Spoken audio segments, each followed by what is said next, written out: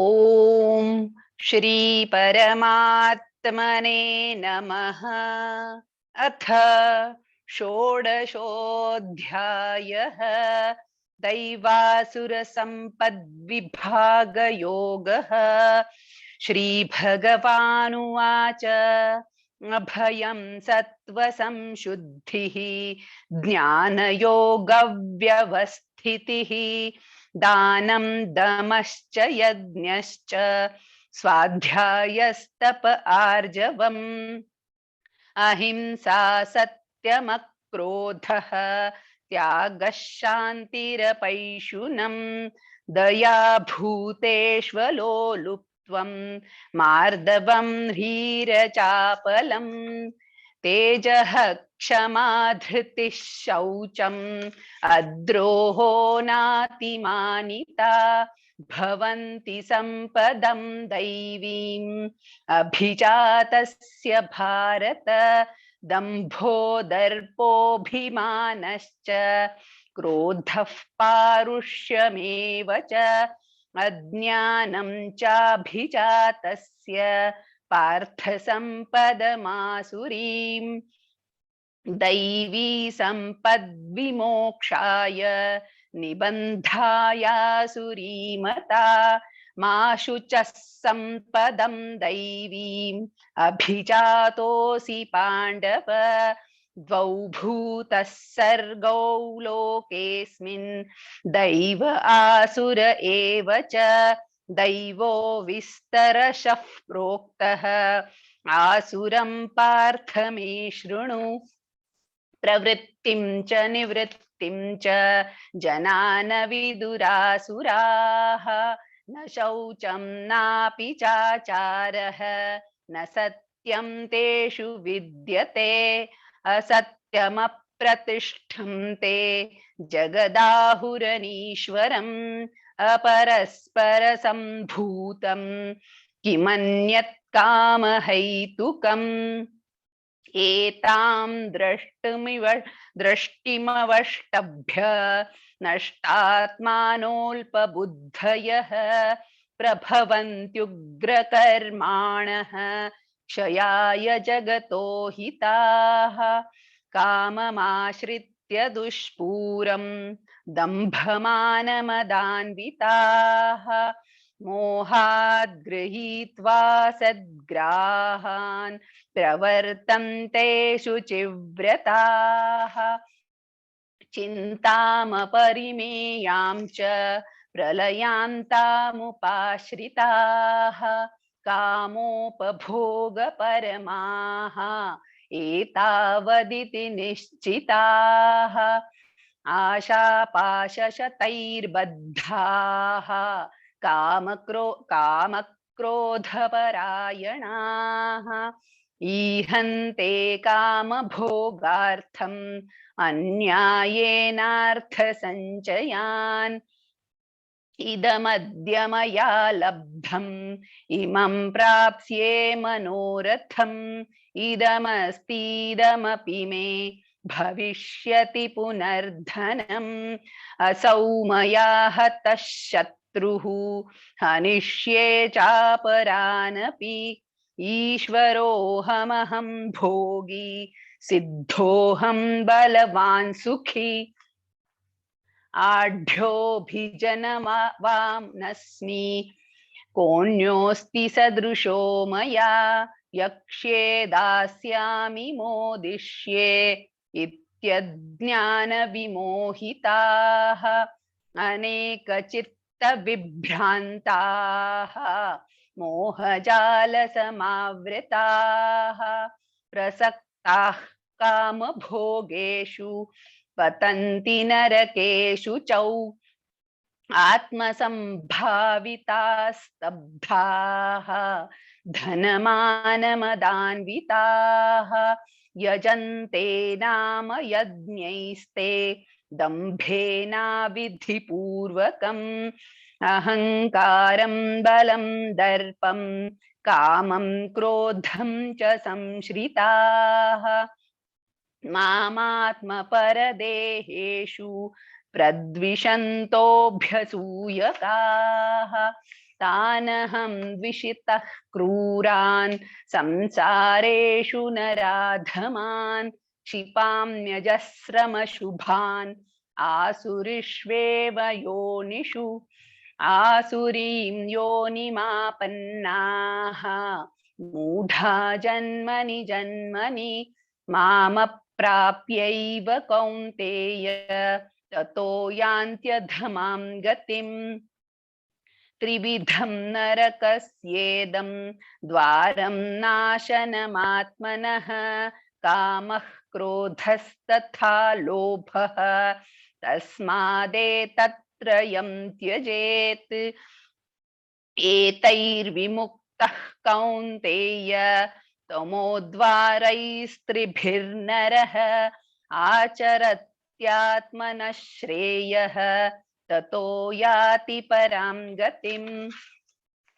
यः शास्त्रविधिमुत्सृज्य वर्तते कामकारतः न स सिद्धिमवाप्नोति न सुखं न परां गतिम् तस्माच्छास्त्रं प्रमाणं ते कार्याकार्यव्यवस्थितौ ज्ञात्वा शास्त्रविधानोक्तं कर्म कर्तुमिहार्हसि ॐ तत्सदिति श्रीमद्भगवद्गीतासु उपनिषत्सु ब्रह्मविद्यायां योगशास्त्रे श्रीकृष्णार्जुनसंवादे दैवासुरसम्पद्विभागयोगो नाम षोडशोऽध्यायः।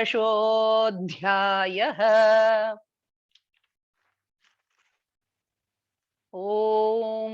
श्री परमात्मने नमः।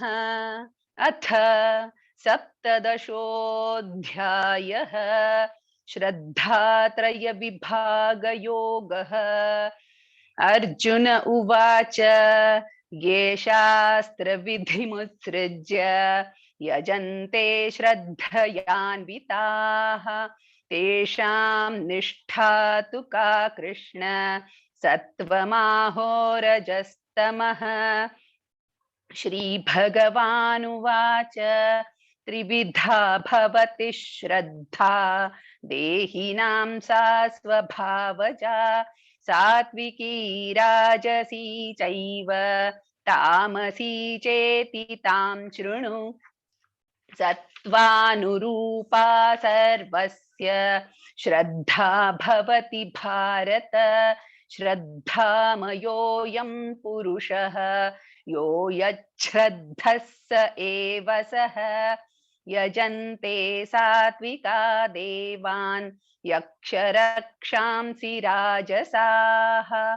प्रेतान् भूतगणांश्चान्ये यजन्ते तामसा जनाः। अशास्त्रविहितं घोरं तप्यन्ते ये तपो जनाः दम्भाहङ्कारसंयुक्ताः कामरागबलान्विताः कर्षयन्तः शरीरस्थं भूतग्राममचेतसः मां चैवान्तः शरीरस्थं तान् विद्यासुरनिश्चयान्। आहारस्त्वपि सर्वस्य त्रिविधो भवति प्रियः यज्ञस्तपस्तथा दानं तेषां भेदमिमं शृणु। आयुस्सत्त्वबलारोग्यसुखप्रीतिविवर्धनाः रस्या स्निग्धा स्थिरा हृद्याः आहाराः सात्विकप्रियाः कट्वं ललवणात्यूष्णतीक्ष्णरूक्षविदाहिनः आहारा राजसस्येष्टाः दुःखशोकामयप्रदाः यातयामं गतरसं पूतिपर्युषितं च यत् उच्छिष्टमपि चामेध्यं भोजनं तामसप्रियम्। अफलाकाङ्क्षिभिर्यज्ञः विधिदृष्टो य युज्यते यष्टव्यमे वेति मनः समाधाय स सात्विकः अभिसन्धाय तु फलं दम्भार्थमपि चैव यत् युज्यते भरतश्रेष्ठ तं यज्ञं विद्धि राजसम् विधिहीनमसृष्टान्नं मन्त्रहीनमदक्षिणं श्रद्धाविरहितं यज्ञं तामसं परिचक्षते देवद्विजगुरुप्राज्ञपूजनं शौचमार्जवम् ब्रह्मचर्यमहिंसा च शारीरं तप उच्यते अनुद्वेगकरं वाक्यं सत्यं प्रियहितं च यत् स्वाध्यायाभ्यसनं चैव वाङ्मयं तप उच्यते मनः प्रसादः सौम्यत्वं मौनमात्मविनिग्रहः भावसंशुद्धिरित्येतत् तपोमानसमुच्यते श्रद्धया परया तप्तं तपस्तत्त्रिविधं नरैः अफलाकाङ्क्षिभिर्युक्तैः सात्विकं परिचक्षते सत्कारमानपूजार्थं तपोदम्भेन चैव यत् क्रियते तदिह प्रोक्तं राजसं चलमध्रुवम् मूढग्राहेणात्मनो यत् पीडया क्रियते तपः परस्योत्सादनार्थं वा तत्तामसमुदाहृतं दातव्यमिति यद्दानं दीयतेनुपकारिणे देशे काले च पात्रे च तद्दानं सात्विकं स्मृतम् यत्तु प्रत्युपकारार्थं फलमुद्दिश्य वा पुनः दीयते च परिक्लिष्टं तद्दानं राजसं स्मृतम् अदेशकाले यद्दानम् अपात्रेभ्यश्च दीयते असत्कृतमवज्ञातं तत्तामसमुदाहृतम् ओम तत्सदिति निर्देशः ब्राह्मणस्त्रिविधः स्मृतः ब्राह्मणास्तेन वेदाश्च यज्ञाश्च विहिताः पुरा तस्मादोमित्युदाहृत्य यज्ञदानतपः क्रियाः प्रवर्तन्ते विधानोक्ताः सततं ब्रह्मवादिनाम् तदित्यनभिसन्धाय फलं यज्ञतपः क्रियाः दानक्रियाश्च विविधाः क्रियन्ते मोक्षकाङ्क्षिभिः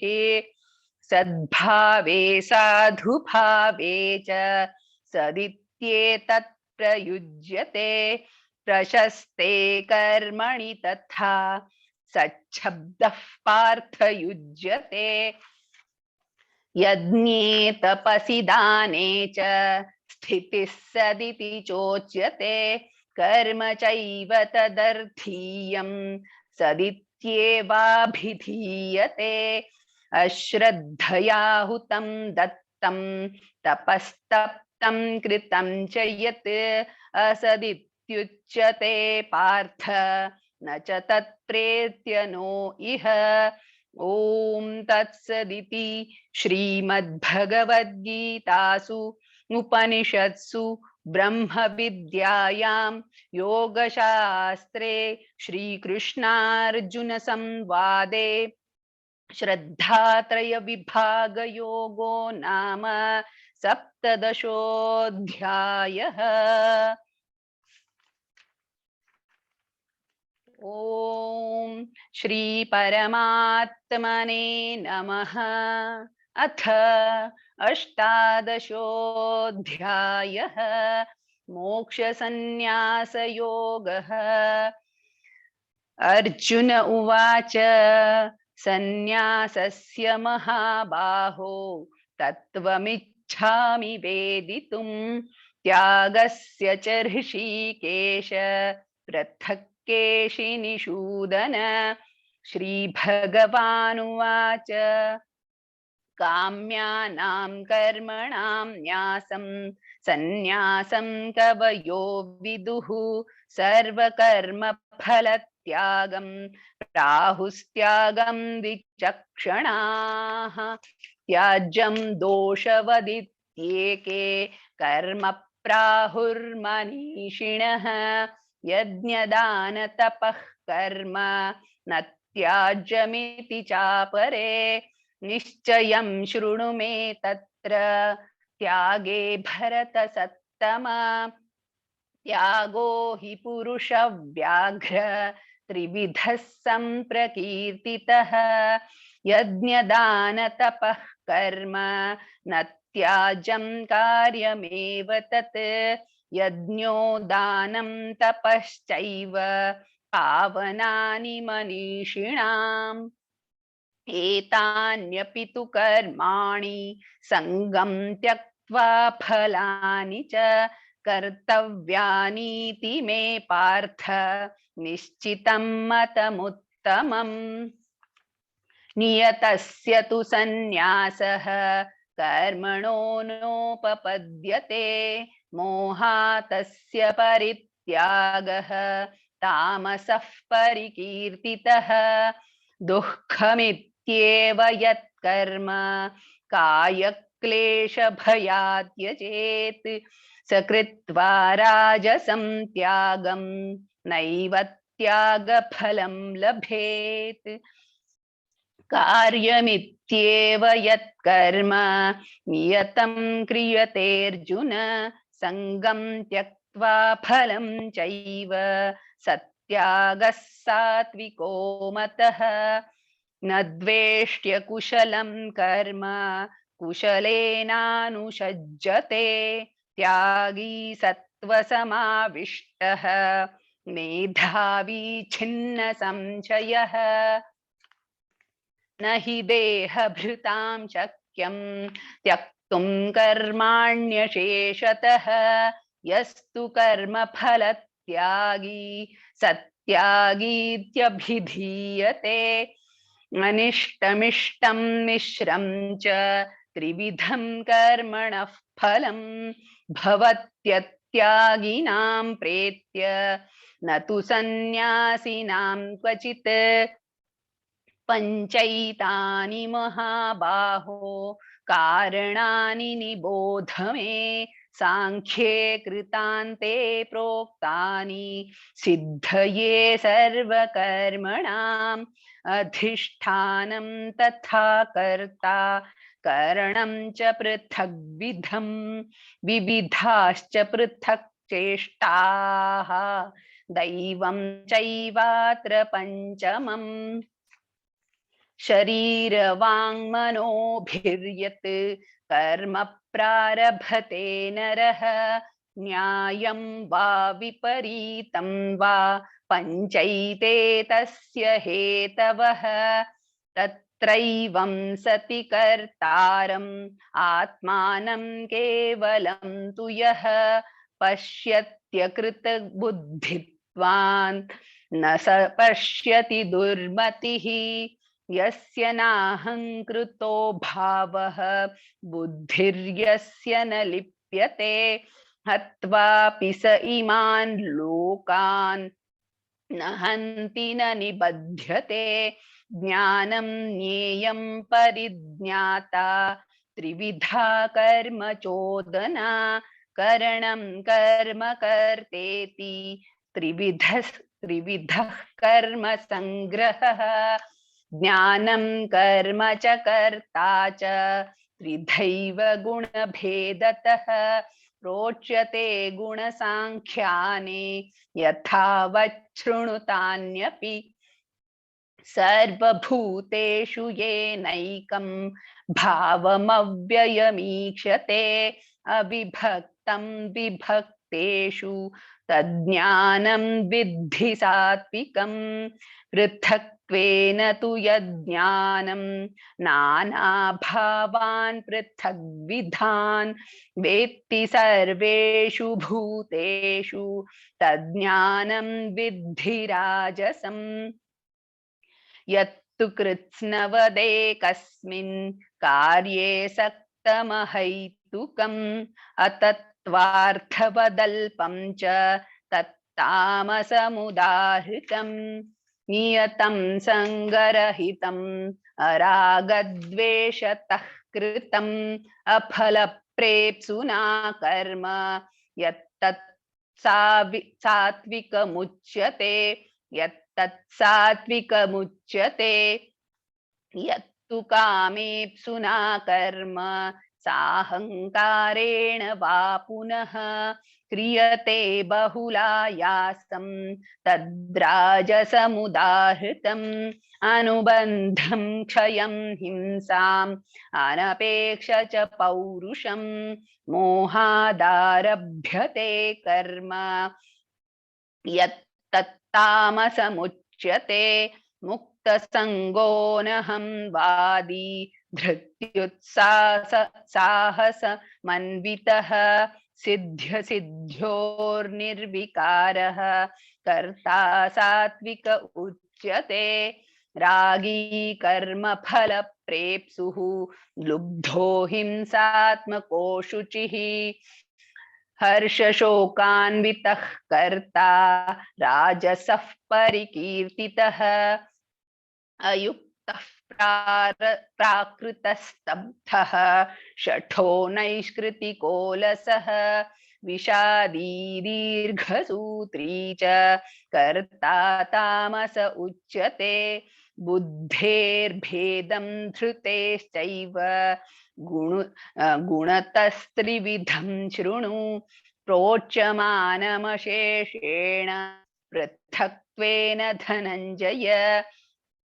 प्रवृत्तिं च निवृत्तिं च कार्याकार्ये भयाभये बन्धं मोक्षं च या वेत्ति बुद्धिः सा पार्थ सात्विकी यया धर्ममधर्मं च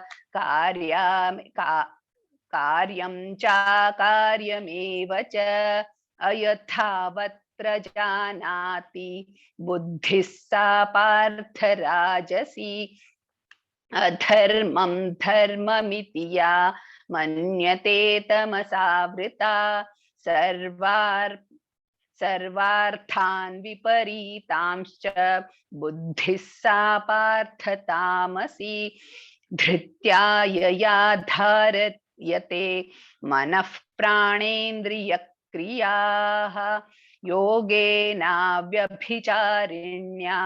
धृतिः सा पार्थ सात्विकी यया तु धर्म कामार्थान् धृत्या धारयते अर्जुन प्रसंगेन फलाकांक्षी धृतिः सा पार्थ राजसी यया स्वप्नं भयं शोकं विषादं मदमेव च न विमुञ्चति दुर्मेधाः धृतिः सा पार्थ तामसी सुखं त्विदानीं त्रिविधं शृणु मे भरतर्षभ अभ्यासाद्रमते यत्र दुःखान्तं च निगच्छति यत्तदग्रे विषमिव परिणामे मृतोपमं तत्सुखं सात्विकं प्रोक्तम् आत्मबुद्धिप्रसादजं विषयेन्द्रियसंयोगात् यत्तदग्रे मृतोपमं परिणामे विषमिव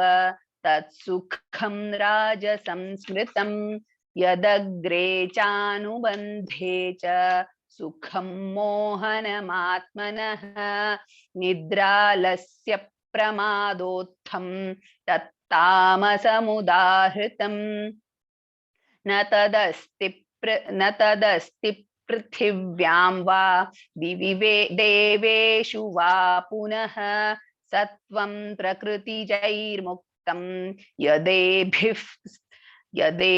स्यात् त्रिभिर्गुणैः ब्राह्मण क्षत्रिय विशां शूद्राणां च परन्तप कर्माणि प्रविभक्तानि स्वभाव प्रभवैर्गुणैः शमोदमस्तपः शौचं क्षान्तिरार्जवमेव च ज्ञानं विज्ञानमास्तिक्यं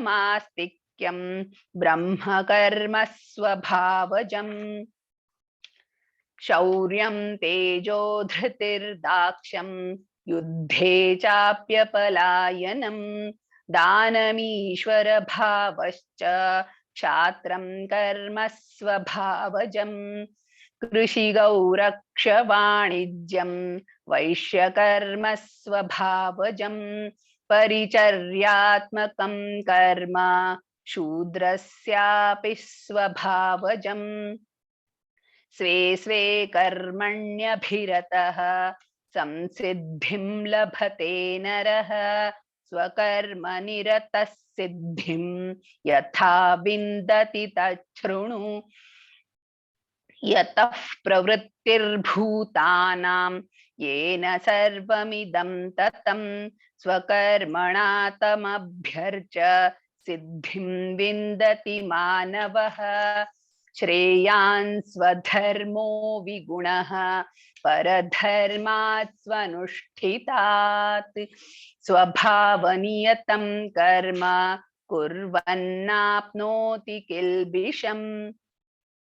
सहजं कर्म कौन्तेय सदोषमपि न त्यजेत् सर्वारम्भा हि दोषेण धूमेनाग्निरिवावृताः असक्तबुद्धिः सर्वत्र जितात्मा विगतस्पृहः नैष्कर्म्यं सिद्धिं परमां सन्न्यासेनाधिगच्छति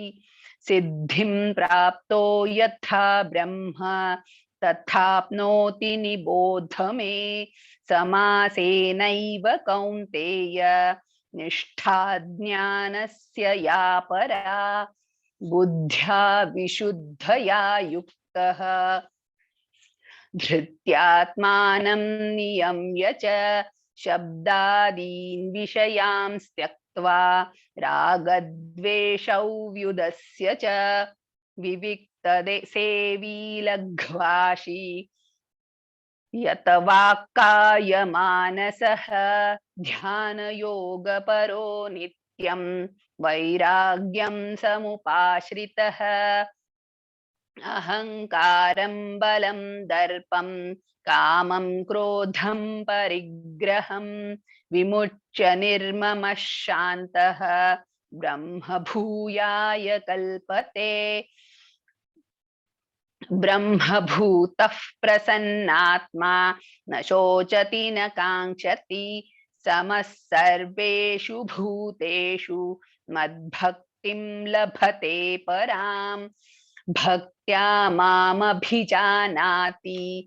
यावान्यश्चास्मि तत्त्वतः ततो मां तत्त्वतो ज्ञात्वा विशते तदनन्तरम् सर्वकर्माण्यपि सदा कुर्वाणो मद्व्यपाश्रयः तत्प्रसादादवाप्नोति शाश्वतं पदमव्ययम् चेतसा सर्वकर्माणि मयि सन्न्यस्य मत्परः बुद्धियोगमुपाश्रित्य मच्चित्तः सततं भव मच्चित्तः सर्वदुर्गाणि मत्प्रसादात् तरिष्यसि अथ चेत्त्वमहङ्कारात् न श्रोषसि विनङ्क्षसि यदहङ्कारमाश्रित्य न योत्स्य इति मन्यसे मिथ्यैष व्यवसायस्ते प्रकृतिस्त्वां नियोक्ष्यति स्वभावजेन कौन्तेय निबद्धस्वेन कर्मणा कर्तुं नेच्छसि यन्मोहात् करिष्यस्य वशोऽपि तत्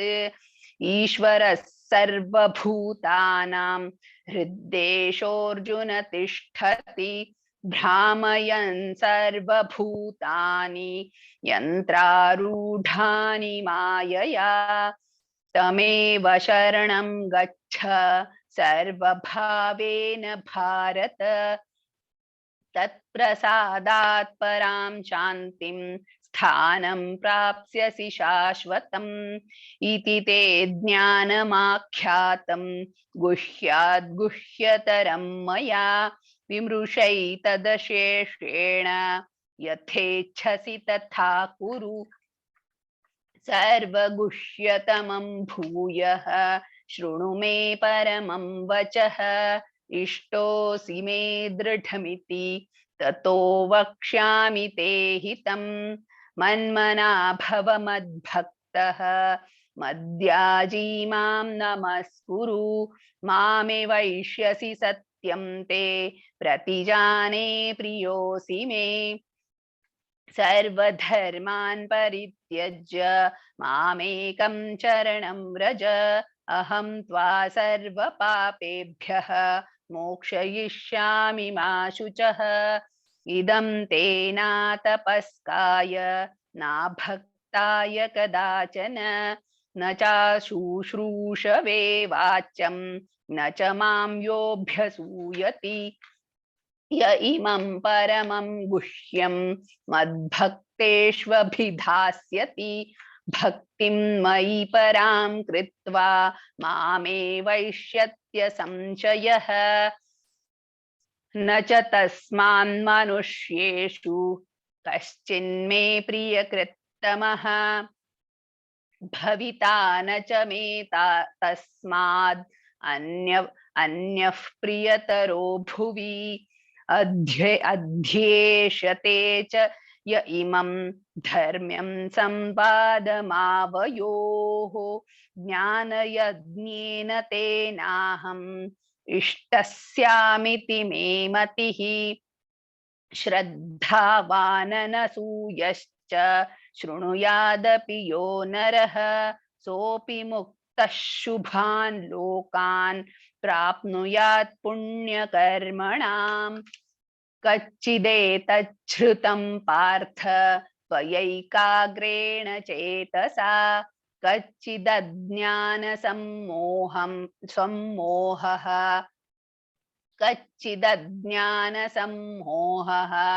प्रनष्टस्ते धनञ्जय अर्जुन उवाच नष्टो मोहस्मृतिर्लब्धा त्वत्प्रसादान्मयाच्युत स्थितोऽस्मि गतसन्देहः करिष्ये वचनं तव संजय उवाच इत्यहं वासुदेवस्य पार्थस्य च महात्मनः संवादमिममश्रौषम् अद्भुतं रोमहर्षणम् व्यासप्रसादाच्छ्रुतवान् एतद्गुह्यमहं परं योगं योगेश्वरात् कृष्णात् साक्षात् कथयतः स्वयं राजन् संस्मृत्य संवादमिममद्भुतं केशवार्जुनयोः पुण्यं हृष्यामि च मुमुर्मुहुः तच्च संस्मृत्य रूपमत्यद्भुतं हरेः विस्मयो मे महान् राजन् हृष्यामि च पुनः पुनः यत्र योगेश्वरः कृष्णः यत्र पार्थो धनुर्धरः तत्र श्रीर्विजयो भूतिः ध्रुवानीतिर्मतिर्मम। ओम तत्सदिति श्रीमद्भगवद्गीतासु उपनिषत्सु ब्रह्मविद्यायां योगशास्त्रे श्रीकृष्णार्जुन संवादे मोक्षसंन्यासयोगो नाम अष्टादशोऽध्यायः।